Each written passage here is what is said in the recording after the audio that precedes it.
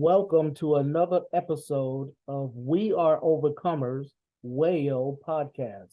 I'm your host, Calvin Gibbs, and today we are going to go into the topic of orientation and mobility specialists.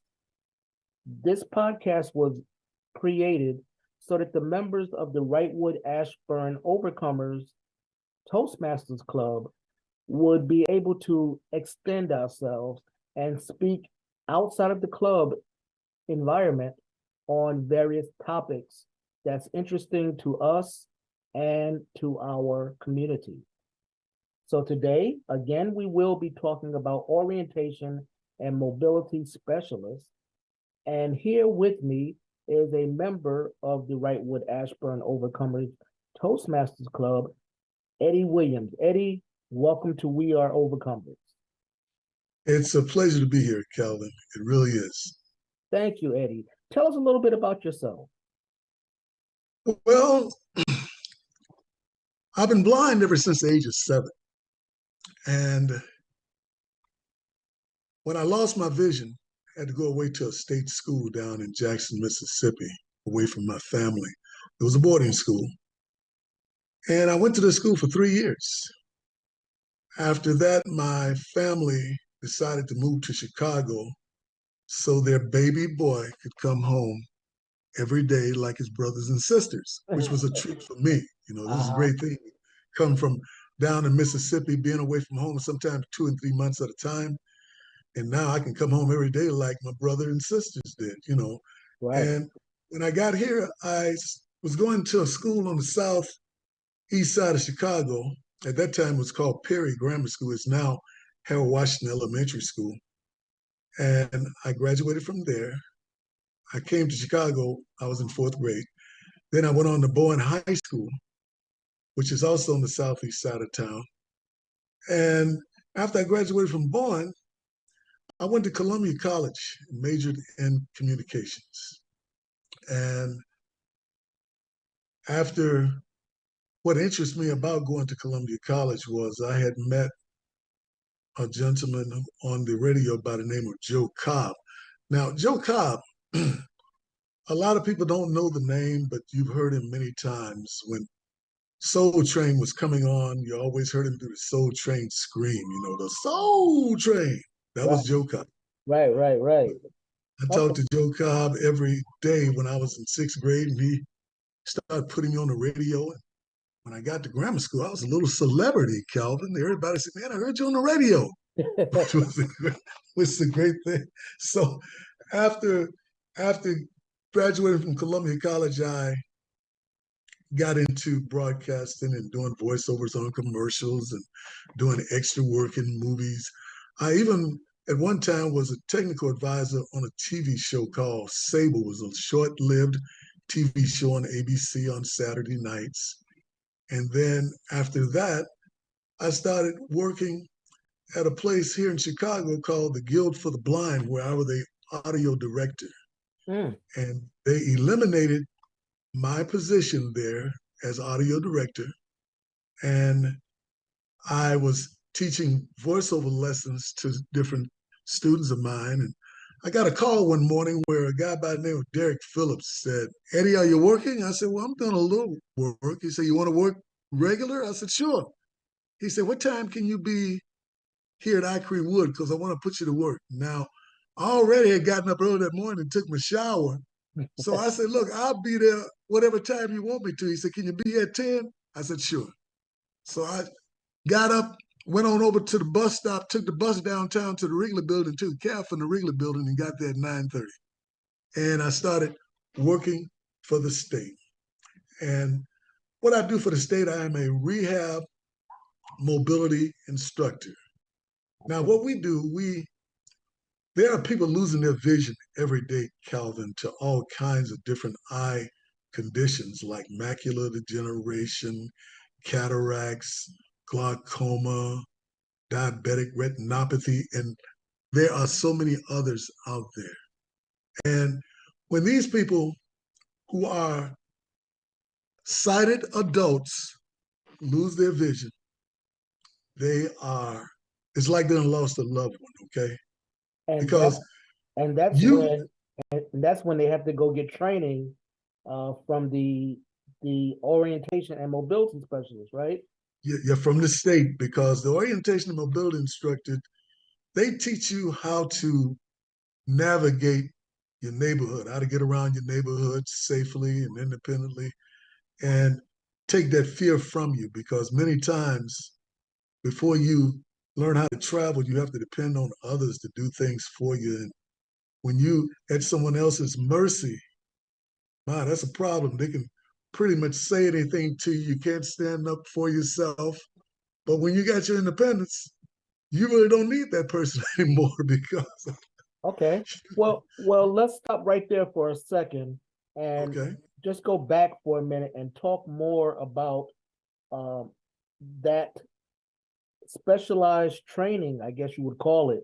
Now, when a sighted person first loses their their visual ability, of course, there's things they need to do, as you said, travel around your neighborhood.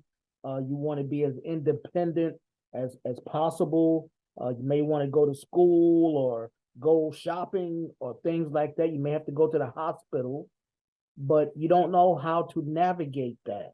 So that's when the orientation and mobility specialists come in. Now, my question to you is, how long do they work with a person until they're comfortable or until they feel that they can manage on their own? How does that process work? Well, you hit on two things that they work on. Once you're comfortable and when you feel more independent about getting out there, because they teach you how to travel on the street buses. They teach you how to travel on the L trains here in Chicago. They teach you how to go to the store and get assistance. They teach you how to, just because walking on the L tracks here in Chicago, on the L platforms, is probably one of the most scariest things in the world to someone once they lost their vision. And there's a certain technique you have to use. A lot of Mm-hmm. times, when a person loses their vision, their family members figure, well, I'm gonna go get you a cane so you can get around. Because I saw this blind guy the other day just going like he could see. But see, it's not that simple. A cane is just like a car. Mm-hmm. If you don't know how to use it, you could seriously hurt yourself. Mm. And what they teach you with the cane is, say if you was looking for a particular building or something, you would use your cane to tap on the sidewalk and then the grass. They call the grass the shoreline. And that way you would, when you hit, when you tap on the right side, say if you're looking for a building on the right side, you got grass, but as you tap it and you feel that there's no grass, that's a sidewalk going to some house or building. And if you go somewhere often, they tell you how many sidewalks there is before the one that you might be looking for. And they also teach you when you come to the corner, a lot of times, if you're on a busy street, let's say like 75th and Cottage Grove, if you're there, you don't cross the street until you hear the traffic on the side of you going. When the traffic on the side of you start, that's when you'll go on and cross the street. Now, a lot of times you got to be careful. You got to listen, because you know the cars do turn in sometime on you. Right. So you really got to be totally focused like you're driving out there. Mm. Got to have eyes in the back of your head, if you will, right? Yeah. And on So the in steering. our position, you got to have ears in the back of your head. Nicely put. Nicely put. So this specialist would be with you throughout all of these events. They will go with you on the bus. They will go with you on the train. They will They go will with go with you to. right until you Okay. learn it yourself. Something else to do. Say like someone just graduated from high school and going down to Champaign, the University of Illinois down in Champaign, right? Mm-hmm. What that mobility instructor will do, they will meet you in the summertime. If you go into that school in the summertime, they'll meet with you and you guys will go to all the different buildings on that campus. They'll teach you where the cafeteria is. They'll teach you where the student building is. They'll teach you different stores in the area, how to get there by yourself. So when you start school in late August, September, you know the school like a sighted person because Okay. you get your schedule. You get your class schedule. Went to these different buildings and you know where the rooms and different things are. And all the sighted students around you are so impressed because you're getting around just as well as they are. I hear that. And that's one thing that I've learned about yourself and several of our other club members that are visually impaired. You guys are awesome. The way that you get around, the way that you do things, you navigate through our educational system. Uh, it's just amazing. It's almost you do a lot of things better than some people that have sight, to be honest. We have to. We have to, really. So let me ask you a question. If you have a dog to assist you, will that specialist also help you work with the dog? No, the specialist, the orientation mobility instructor, don't help with the dog. Now, in order to get a dog, you got to be an excellent cane user. Okay. And because they won't even give you a dog not unless you can use the cane properly.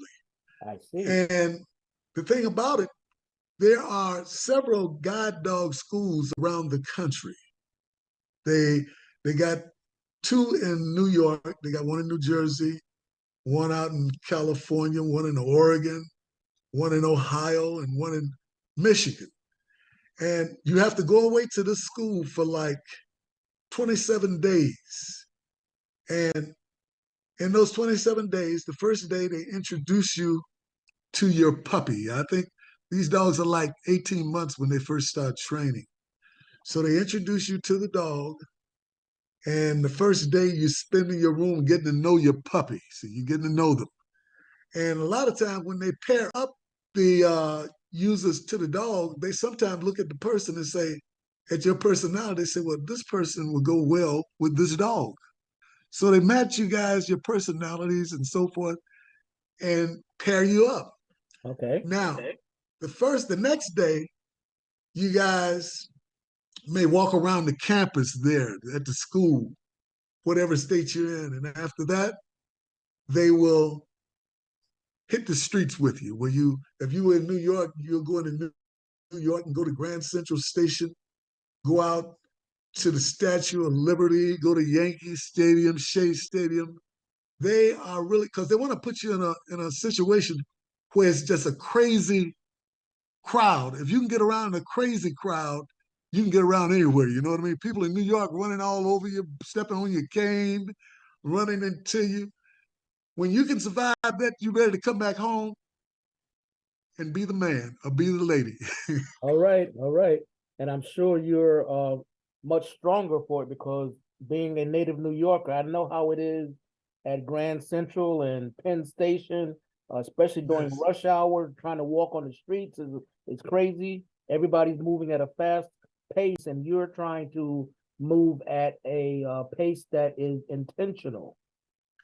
Now, And another thing about the dogs, Calvin, mhm, those dogs, those dogs are good to have. They walk fast.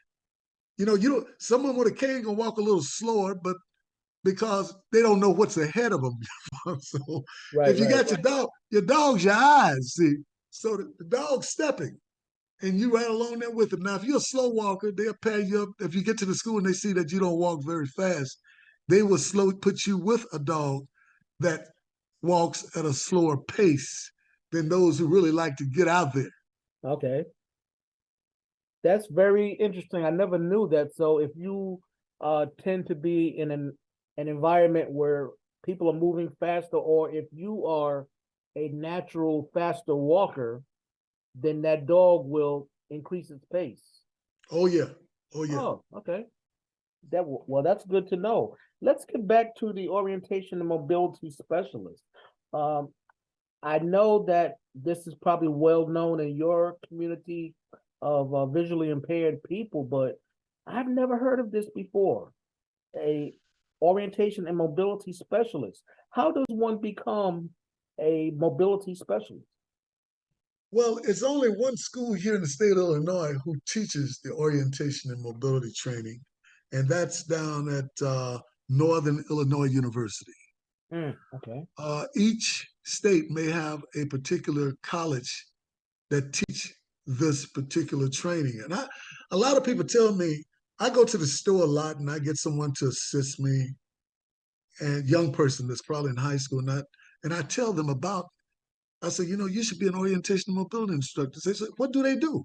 I said, well, they teach you how to use your cane properly in order to get around. They say, I never heard of that. And what's so interesting, an orientation and mobility instructor right now is making $70 an hour. I did. Now I think that's a pretty good profession to be making that kind of money. Now, what they do in training now, here's what they do. They will, for 6 weeks, they're going to, on that campus, they're going to blindfold you, Calvin. Now you got to walk around like you blind, okay? You got to learn how to listen. You got to even eat with your blindfold on. Because here's why they do that. How can you train somebody to listen for something when you've been using your eyes all that time and never taught how to listen? That's a good point. And see, what I learned in the movie Ray, Jamie Foxx played that so well, bless his heart. He shadowed Ray Charles for 2 years. And he was on a talk show and he said during the shooting of Ray, everybody left him and went to lunch. And they had his eyes taped, so he had to follow and listen. And when he heard the crowd, he went on the lunchroom and they say, oh, Jamie, we forgot you. So he picked up them skills to listen. Okay. I did a little research on that average salary for that position, and it's 35,000 minimum to a maximum of 80,000. And it sounds like it could be even more depending on the market. Yeah, depending on where you are, Right. what market you in, right? Exactly. Now, as far as higher education, they're talking about 4 to 5 years at a place like NIU that you mentioned.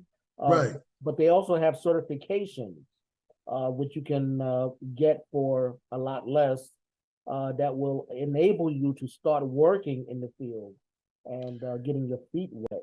Exactly. The job outlook is excellent. So for those young people that you're talking to and anybody else that comes across this podcast, yes, it is an excellent outlook for jobs in this field.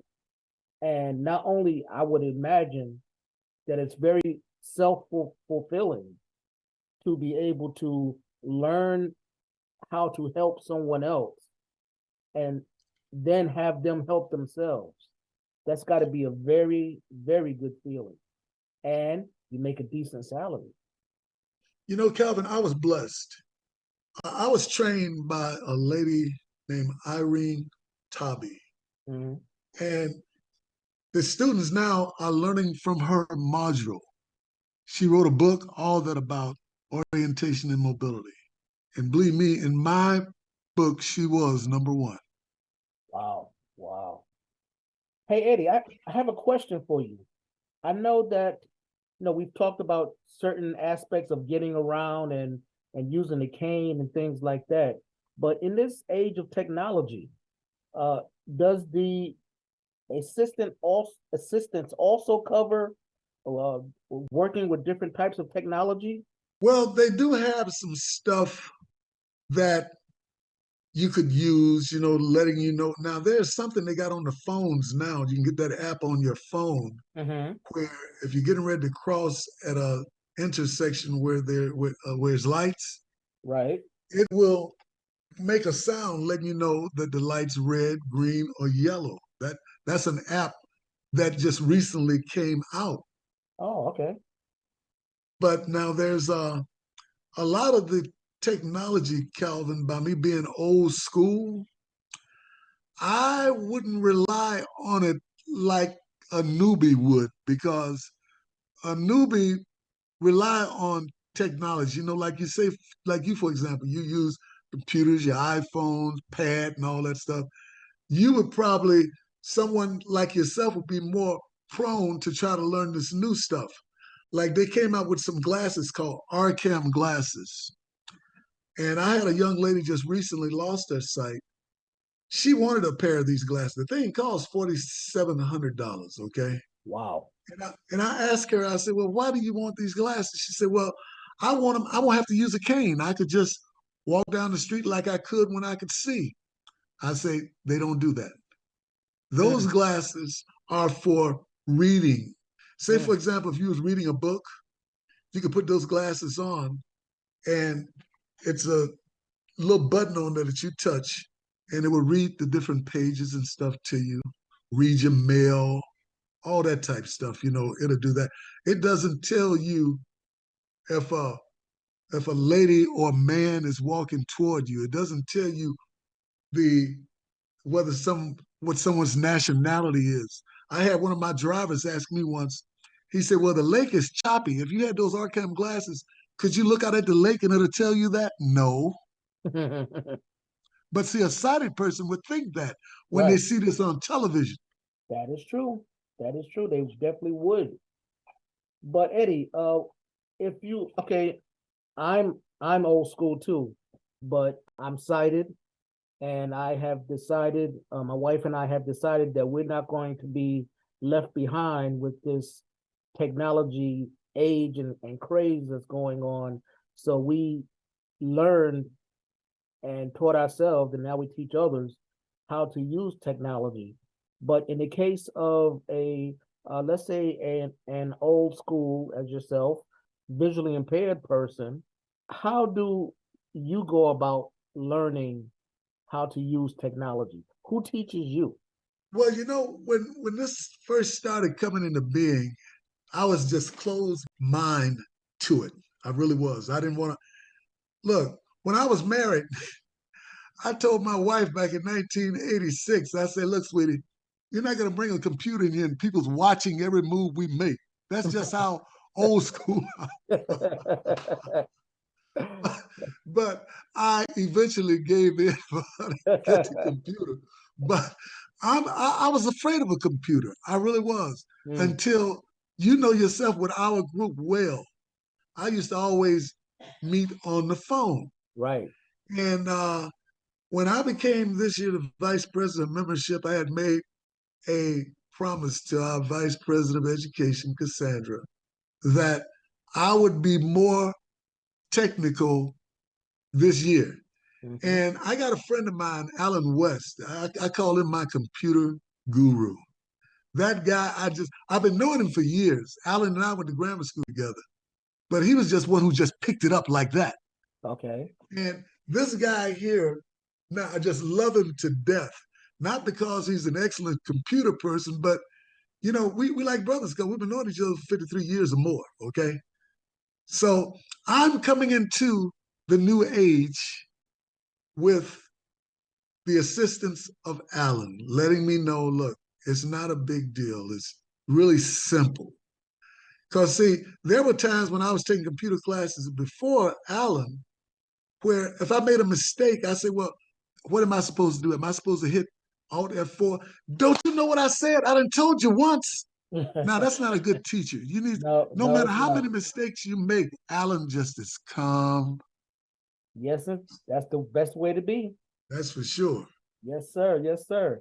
Well, this is the We Are Overcomers podcast. We're going to take a short break and we'll be right back. Stuck in the resume rut? Can't seem to find the right words to showcase your skills? We've got you covered at HR Depot. Our expert team craft resumes that are more than just a piece of paper. We turn your experiences into stories, your skills into assets, and your dreams into reality. Whether you're a fresh graduate or a seasoned professional, let us help you take that crucial first step towards your dream job. Visit hrdepotllc.com or call us today and let's redefine success together. HR Depot, where your potential shines. And we are back. This is the We Are Overcomers podcast. I'm your host, Calvin Gibbs, and I have my guest in the studio with me today, Eddie Williams, and we are talking about orientation and mobility specialists. Eddie, how do the specialists handle people that maybe don't want to use their canes? They feel that it's something that's going to downgrade them, or people are going to know they're blind, or they don't want that stigma. How does the specialist work with these type of people? Well, what the specialists do in situations like that, they try to take them around other people who are excellent cane users. They try to introduce them, letting them know that, look, this is something you really need. A lot of times when they go to the school here, we got a school here in Chicago called the Illinois Center of Rehab Education, where newly blind people go to be trained. And a lot of them, when they come in there, they really don't want to use their canes, and they try to walk around without it and not knowing the building. Once they done ran into the wall a couple of times and got a couple of knots on their head, they'll break the cane out. Believe me, they will break it out. But Eddie, it takes that. Eddie, I'm so happy you said that, because I was going to try to find a way to ask that question. I'm so happy that you mentioned that. Hey, man, tell me something. Do you have a story? I mean, was there ever a time in your life when you didn't want to use a cane for vain reasons? Well, when I was younger, I really did not want to use my cane. I was ashamed of it, Calvin, to be honest with you, because I now knowing people can tell I'm blind by looking at my eyes. They can tell that, but that thought never even crossed my mind as a young teenager, out trying to get my Mac on and all that. But one day I had met this young lady and we were, going out, and we would go somewhere every Sunday, like to maybe we didn't have the money to go to a sit down restaurant. We'd go to Burger King or, some little fast food joint. Then we'll go to the show, or either go to the show and then go to the fast food restaurant. So I was at her house one day and I reached to get my cane. She said, "You don't need that, honey. I'm with you." And I said, "Well, that's right. I won't have to be carrying it anyway." So we went on downtown to the show and went on to get something to eat. And on the way back to the L station, we got into a little argument, and she snatched it loose from me and said, "Look, you get on the best way you can." What? Now, by me being a confident brother, because many times I would walk around without my cane anyway. Remember, I'm ashamed of it, okay? Okay. So I said to her, I said, "Well, how you going to get home? I got the bus fare." She came back. She said, "Here I am, honey. I haven't left you." But I tell you, that was a lesson to me, Calvin. After that, I never left home without my cane. My cane was like American Express to me. He leave home without it, right? Don't leave home without it. And a lot of people tell you that. I tell my customers, if your family members tell you, if your wife or your husband, maybe your brother, sister, "Look, you don't need that. I'm with you. Why are you bringing that?" They don't want you bringing it because they're ashamed of you with it. Mm-mm-mm. And it's sad to say they love you, but you drawing too much attention to them with this cane, but they'll spend hours in the mirror putting on makeup to look good to get attention, but they don't want to be with you with your cane. Wow. I hear that. Man, that's a great story right there. I love that one.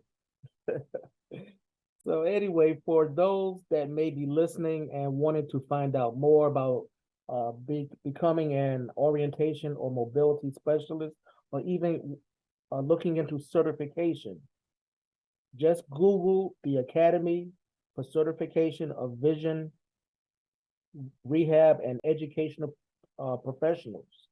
That's the Academy for Certification of Vision, Rehabilitation, and Education Professionals. Eddie, you might have a resource as well. Well, I would say if you call here in the state of Illinois, Northern Illinois University, they'll tell you all the ins and outs of it. or you could call over to Wood. That's actually the Illinois Center of Rehab Education, and their number is 312 633 3520. I'm going to repeat that one more time, Calvin. That number again is 312 633 3520. And that's to the Illinois Center of Rehab Education. And we call it Wood because it's located right on the corner of Roosevelt and Wood, right on the northwest corner. Well, we want to thank you, Eddie, for enlightening us today in this episode on orientation and mobility specialists.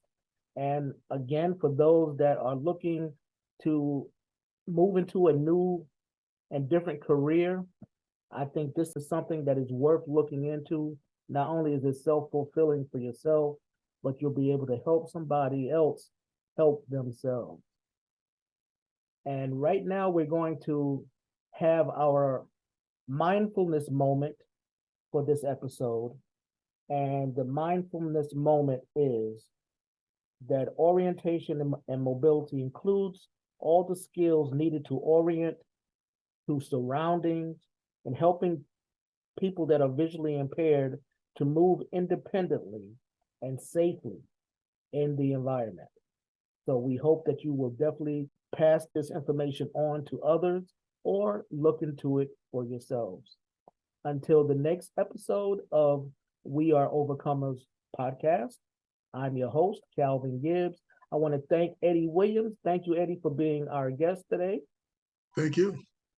And we'll see you at the next episode.